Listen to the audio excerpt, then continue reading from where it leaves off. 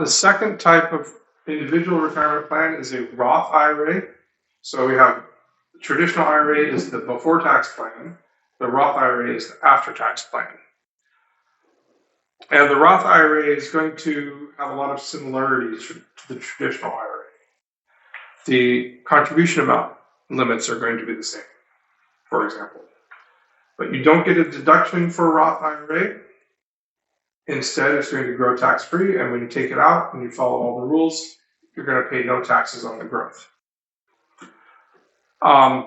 If you have both, if you are contributing to both, your Roth IRA contribution limit is reduced by whatever you put into a traditional IRA in the same year. So you can't put $6,500 into a traditional and then also put in $6,500 into a Roth. You have to split that up. So if you put $3,000 into a traditional, you can put up to $3,500 into a Roth, as long as the total doesn't exceed $6,500, or $7,500 if you're 50 or older. Now this table is going to look fairly similar to the one for the IRAs. And what this says is if your modified adjusted gross income is over a certain limit, in this case, you don't get a tax benefit for putting money into a Roth IRA, at least not an immediate one. You don't get a deduction. You get an eventual tax benefit. So what this table says is if you have income above these limits, then your contribution limit is reduced.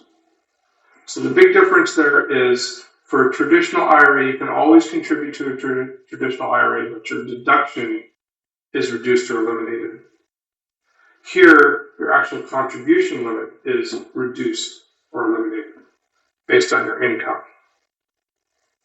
And also in this case, this doesn't matter whether you're covered by a retirement plan.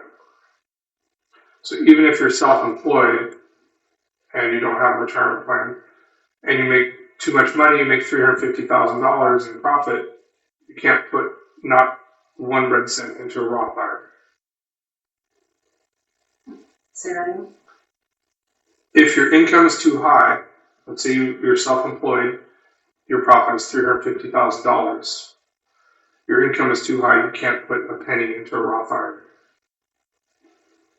Because your adjusted gross income is going to be more than $153,000.